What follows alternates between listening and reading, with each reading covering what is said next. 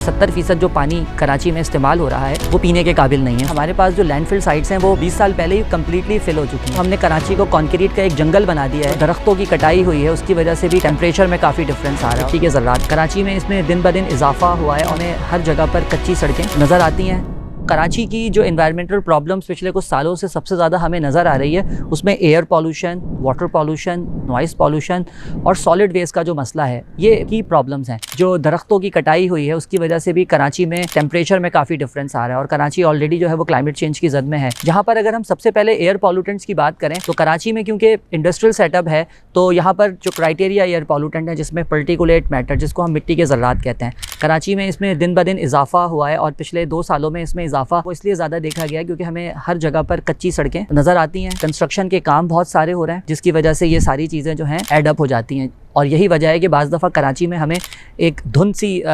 शक्ल नज़र आती है जो कि पर्टिकुलेट मैटर की होती है और ये पर्टिकुलेट मैटर सांस के ज़रिए हमारी बॉडी में जाता है और फिर गैसेस का एक्सचेंज जो है उसको मुतासिर करता है और दीगर सांस की बीमारियों का बाइस बनता है। इसी तरह स्किन इन्फेक्शंस का भी ये बहुत ज़्यादा जो है वो बाइस बनता है। इसी तरह दूसरे नंबर पर कार्बन मोनोऑक्साइड की अगर हम बात करें तो कराची में बहुत सारी गाड़ियाँ आज भी पुरानी हैं, ट्यूनिंग वो प्रॉपर होती नहीं है, कैटालाइटिक कन्वर्टर लगा हुआ नहीं है, तो मेजर सोर्स जो कार्बन मोनोऑक्साइड की है वो कराची में जो गाड़ियां हम चलाते हैं वो हैं। और ट्रैफिक जैम होने की वजह से कार्बन मोनोऑक्साइड की कॉन्सेंट्रेशन में भी काफ़ी इजाफा होता है। फिर बारबेक्यू का सेटअप है, सिगरेट स्मोक है, ये बाद में आकर इसको मज़ीद बढ़ाते हैं। तो कार्बन मोनोऑक्साइड भी एक बहुत ख़तरनाक क्राइटेरिया एयर पॉल्यूटेंट है जिससे काफ़ी ज़्यादा जो है वो दिल के अमराज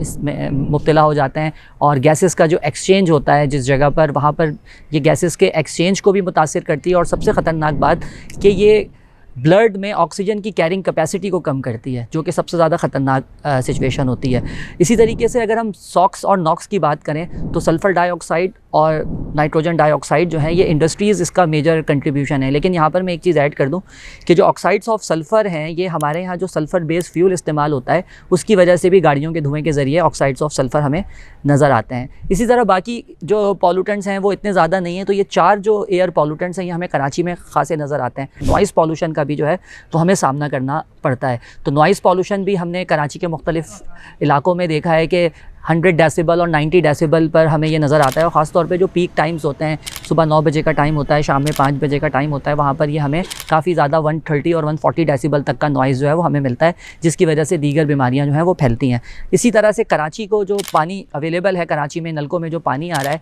ये पानी फीकली कंटेमिनेटेड है, यानी कि इसमें बीमारी फैलाने वाले जरासीम हैं। मुख्तलिफ रिसर्चेस कराची के पानी के ऊपर अवेलेबल है इंटरनेट पर, अगर आप उसका जायज़ा लें तो आप इस नतीजे पर पहुँचेंगे कि 70% जो पानी कराची में इस्तेमाल हो रहा है वो पीने के काबिल नहीं है, उसमें बीमारी फैलाने वाले जरासीम है। और इसमें क्रेडिट जो है मैं समझता हूँ कि सबसे ज़्यादा इंडिविजुअल लेवल पर है, क्योंकि हम अपने घरों में जो अंडरग्राउंड टैंक्स बनाते हैं हम उन टैंक्स की सफाई का ख़ास इंतज़ाम नहीं रखते। कचरे को ठिकाने लगाने के लिए हमने जो एक आसान सी चीज़ अपनी ज़िंदगी में ऐड कर ली है वो है हम कचरे को आग लगा देते हैं, जिसकी वजह से बहुत सारे टॉक्सिक केमिकल जो हैं वो एयर में आते हैं जो कि हैज़र्डस होते हैं। तो कचरे के लिए मैं ये समझता हूँ कि हमें जगह जगह कचरा कुंडीज़ जो नज़र आती हैं, हमें उस कचरा कुंडीज़ को ख़त्म करना होगा और उसके लिए इंडिविजुअल लेवल पर हमें काम करने की ज़रूरत है। कि हमारे पास जो लैंडफिल साइट्स हैं वो 20 साल पहले ही कम्प्लीटली फिल हो चुकी हैं, तो हमारे पास कचरे को मज़ीद रखने की और उसको ठिकाने लगाने की जगह नहीं है। तो मैं ये समझता हूँ कि हमें कचरे को सेग्रीगेट करने की ज़रूरत है, अदरवाइज़ फिर हम एक और नई मुसीबत की तरफ चले जाएंगे। क्या हम दरख्तों को बिल्कुल साफ़ करके सिर्फ शाहराहें बना देंगे